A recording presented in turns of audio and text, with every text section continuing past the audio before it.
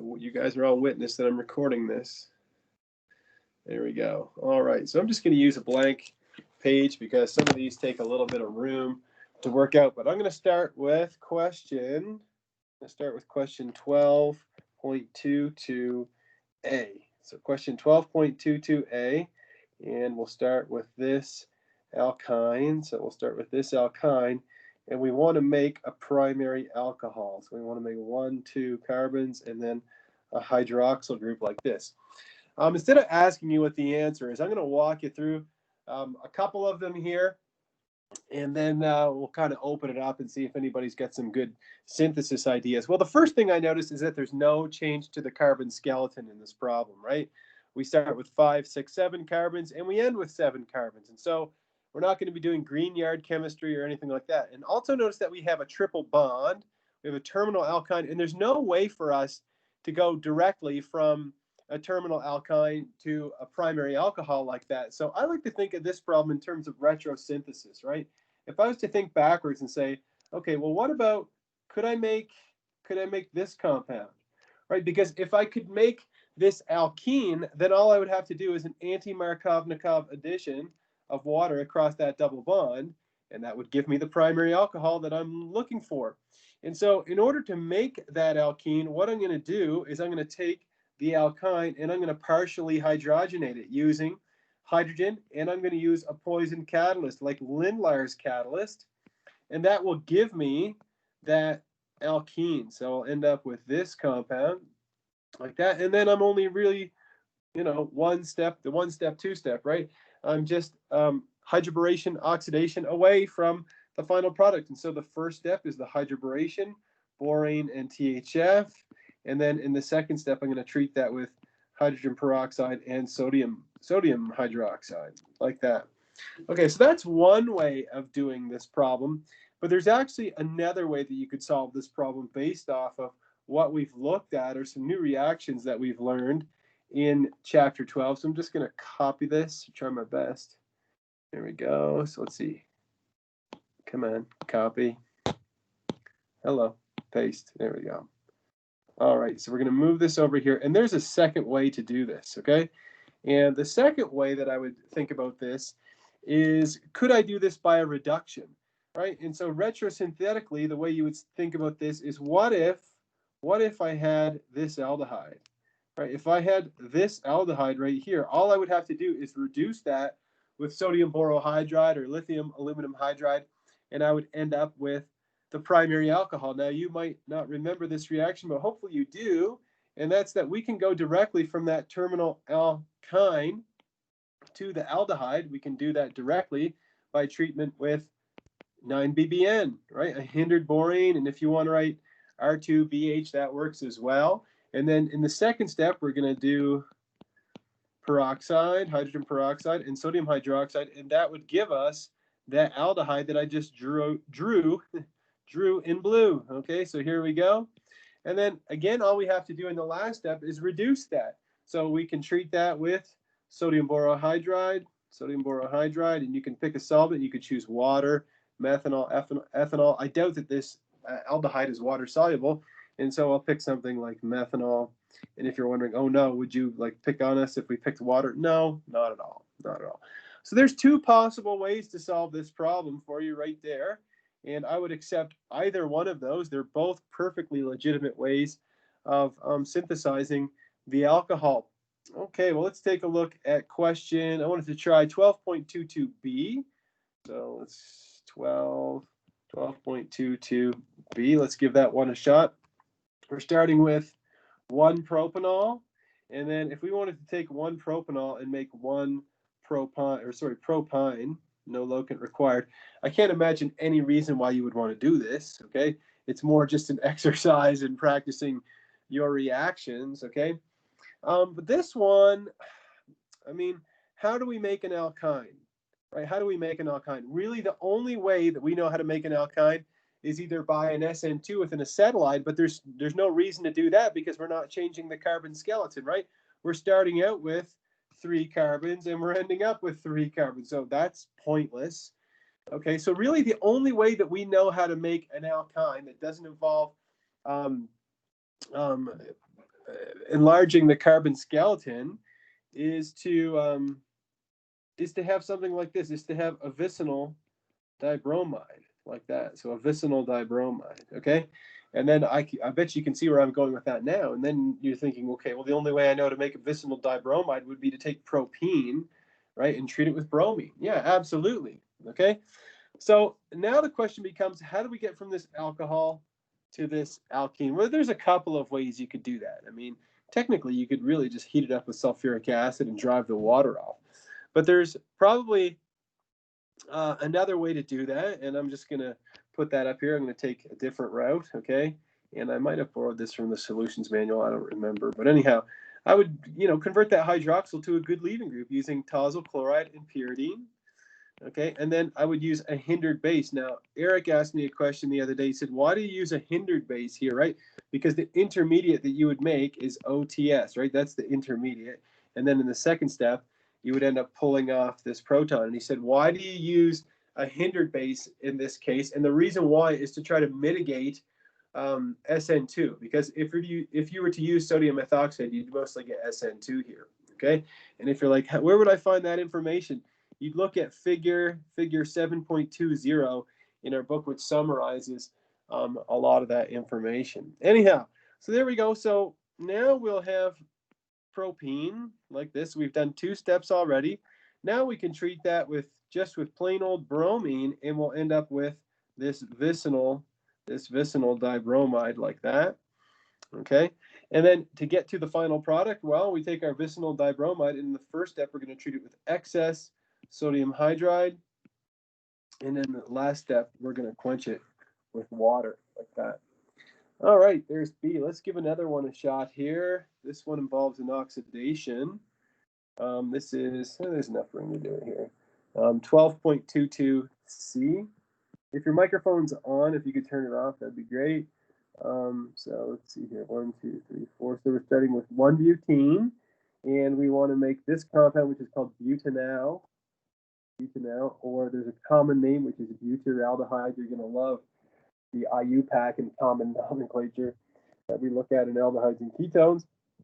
Anyhow, how the heck would I do this? Well, I see probably an anti-Markovnikov addition of water to make butanol and then oxidizing it, right? I think that would be the simplest thing to do here. I can't think of anything else based off of what we learned that would be a good option, right? Because besides ozonolysis, we learned how to make an aldehyde using ozonolysis way back in chapter 8. But ozonolysis would mean that we'd lose some carbons, and we start with 4 carbons and we end with 4 carbons. So ozonolysis is not a good strategy.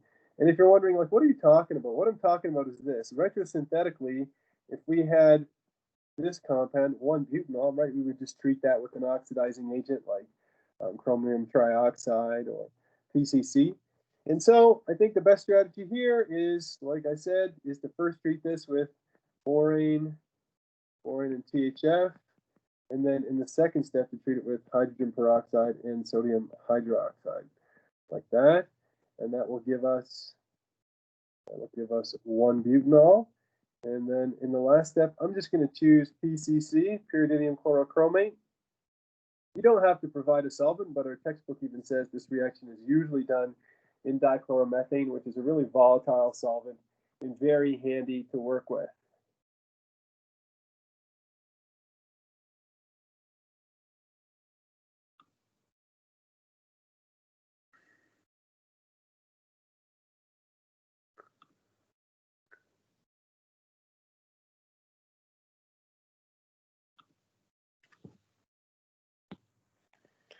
All right, let's try one, and I'm going to open this one up to you guys.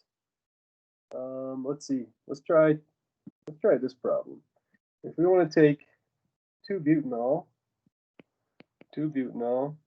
and then we want to convert it to butane. I'm going to let you think about that for a second.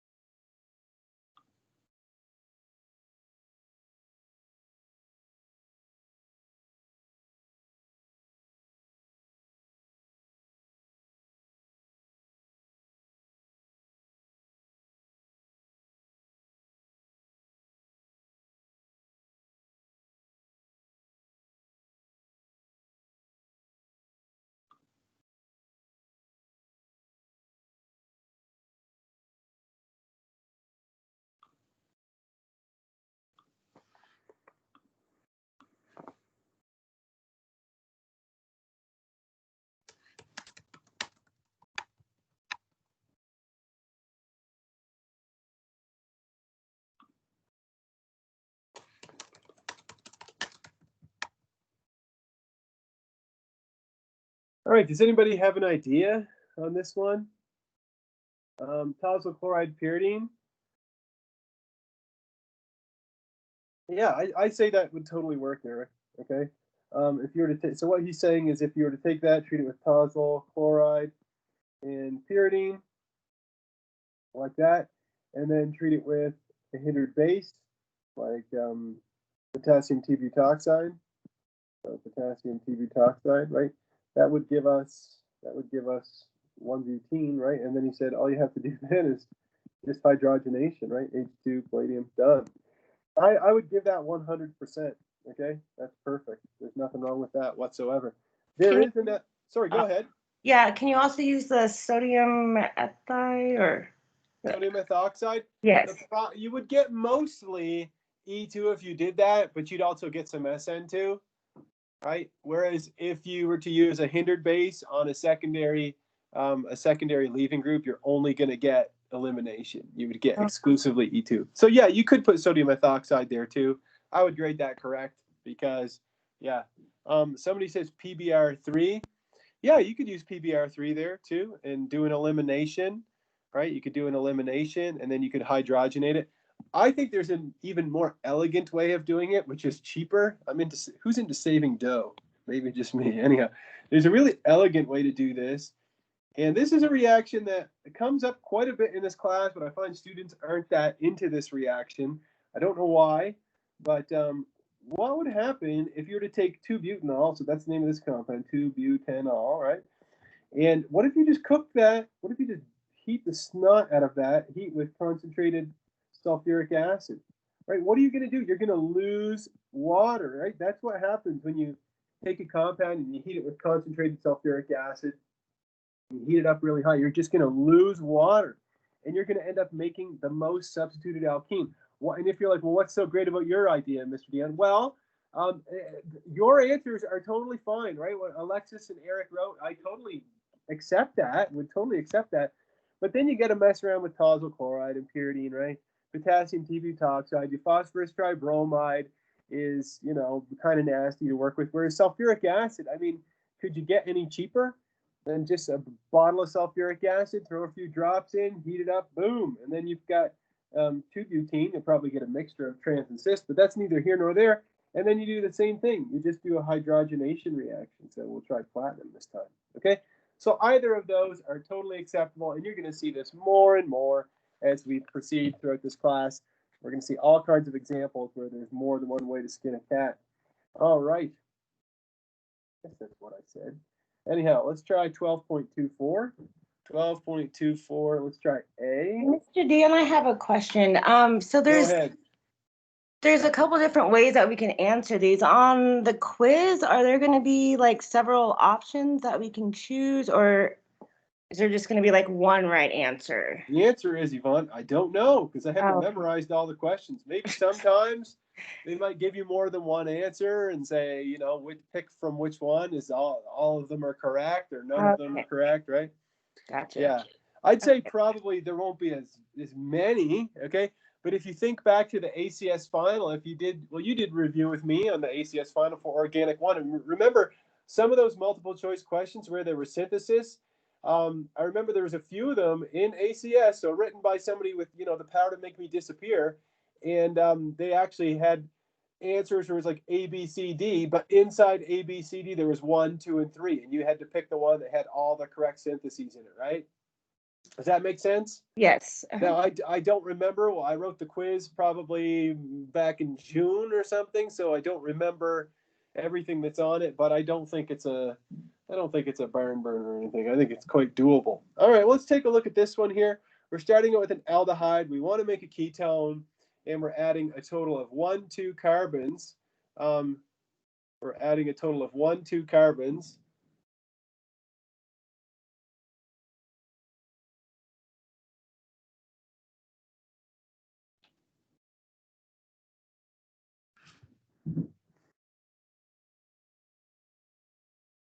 And I'll let you think about this one for a second.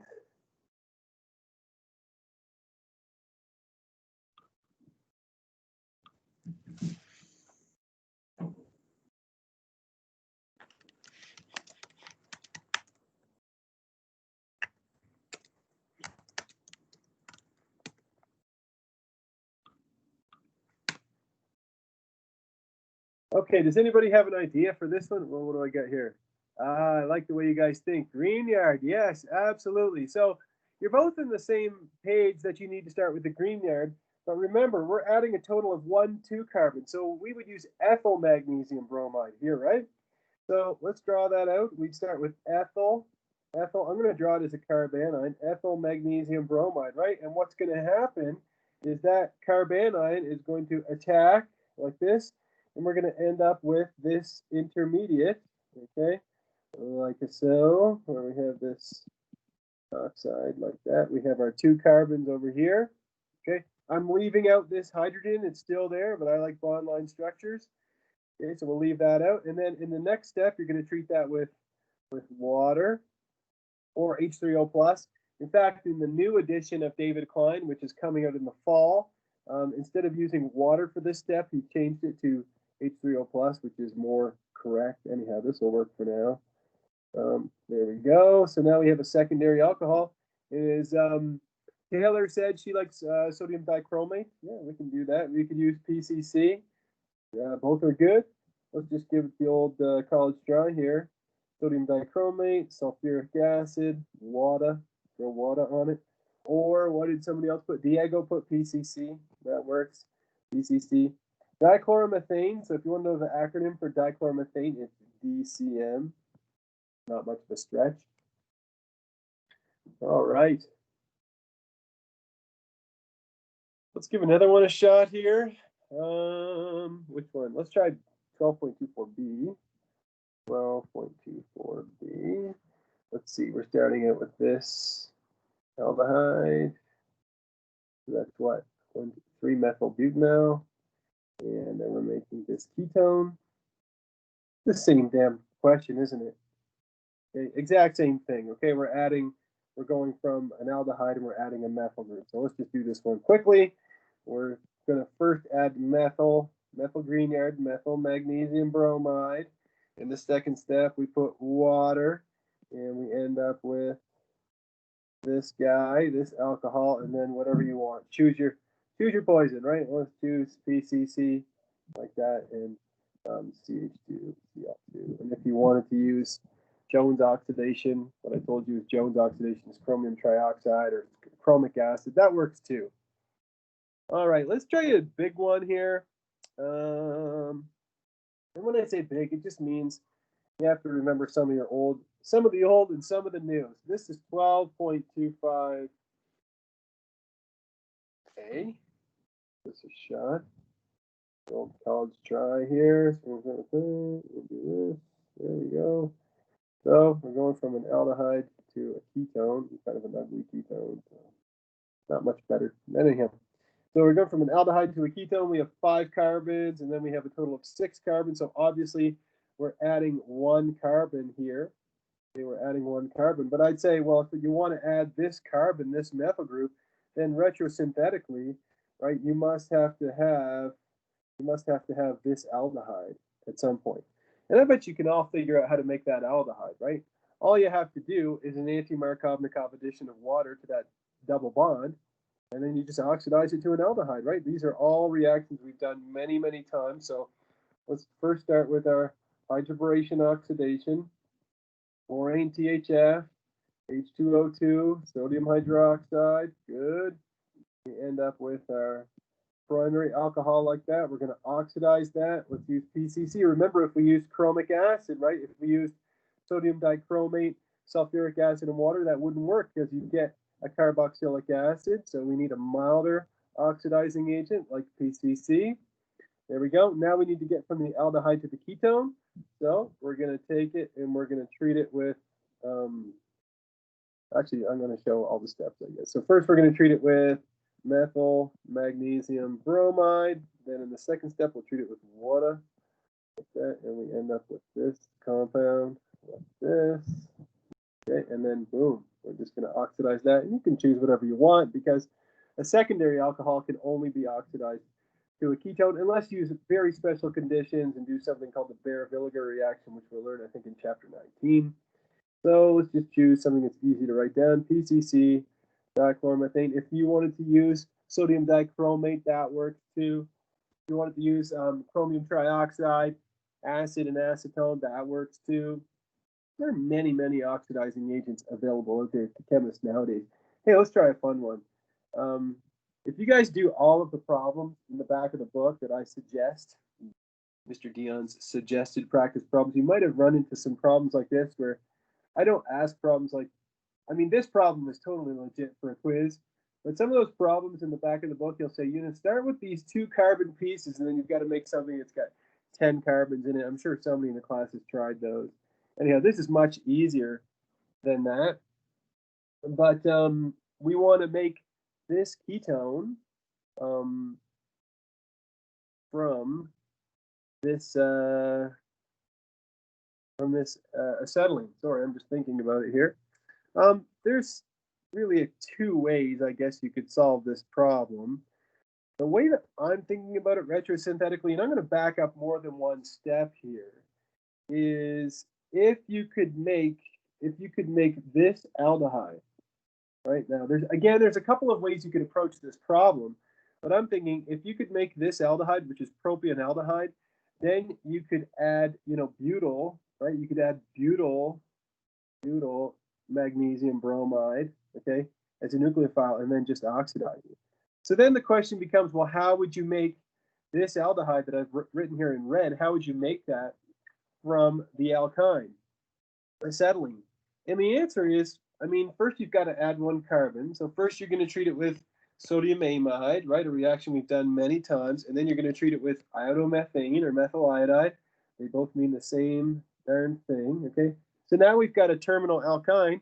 And this is a reaction that we've already looked at this morning, right? We know how to take that and convert that into an aldehyde, right? And that's by treatment with 9-BBN. And then in the second step, we'll treat it with peroxide and base, like that.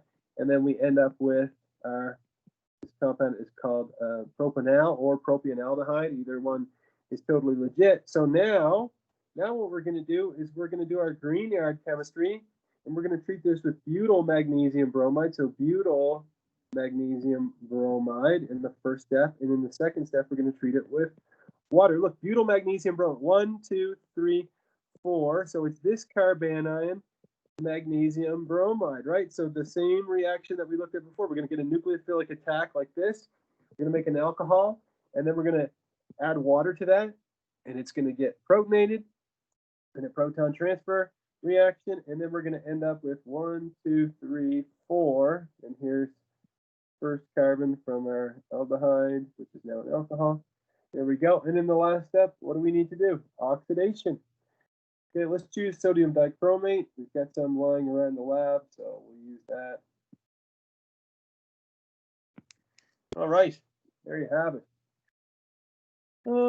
Let's try, no, that one's too easy. Let's try D. That one's a tough one. Let's try D. Now, I hope you're not being intimidated by these problems. I hope you're actually encouraged by these problems, because even when we look at problems that have, you know, 5, 6, 7, 8 steps, they're all still reactions that you've seen over and over and over. And I hope you're also developing an appreciation that organic chemistry is a very additive subject, right? You don't throw away the reactions that you spent so much time learning in Organic Chemistry 1. They're going to be handy for the rest of the semester. So we're going to take this alcohol. So this would be what? 3-methyl-2-butanol. And we're going to make a ketone. Which ketone is it? We're going to make this. So this would be 4-methyl-2-pentanone. There we go. There we go. All right. So much better. All right, so we're starting out with a compound that has 5 carbons, right? We got 5 carbons, and then we've got 1, 2, 3, 4, 5, 6. So we've got 6 carbons. So we're probably going to use our Grignard chemistry. And in order to make this methyl ketone, well, just retrosynthetically here, you know, what are we going to need? We're going to need to have this. You're going to need to have this aldehyde, right? And then just treat it with methyl magnesium bromide. Water, oxidize it, right? Same old things that we've seen over and over and over this morning. And so in order to make that aldehyde, we're going to need to have this, right? We're going to need to have this compound where we have a hydroxyl on the end like that. So what are we going to do? We're going to take this secondary alcohol. We want to make that primary alcohol. So first we're going to treat it with tolusyl chloride and pyridine, okay? Then we're going to treat it with a big old hindered base like potassium t-butoxide, and that will give us exclusively this terminal alkene like that. Next reaction to make this primary alcohol, I know everybody knows the answer to that, hydroboration oxidation. Comes up time and time again in this class. If you don't have these conditions memorized by now, oof. All right, there we go. There we go, hydroboration oxidation. What's next? Next, we need to convert it to the aldehyde. So we need mild oxidation conditions. The only thing we have in our hat is pyridinium chlorochromate. And from there, we'll have our aldehyde, like that. And what's next? What's next is a three-step sequence. First, we're going to treat it with methyl magnesium bromide. And then in the second step, we're going to treat it with water. And that would give us, oh, I'm running out of space here, and that would give us this compound, right, like that. And then all the way there, we're going to oxidize that.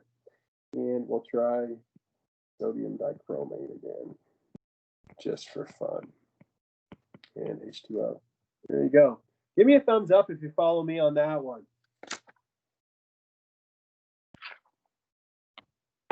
If you think, hey, that makes some sense, I'm kind of there with you.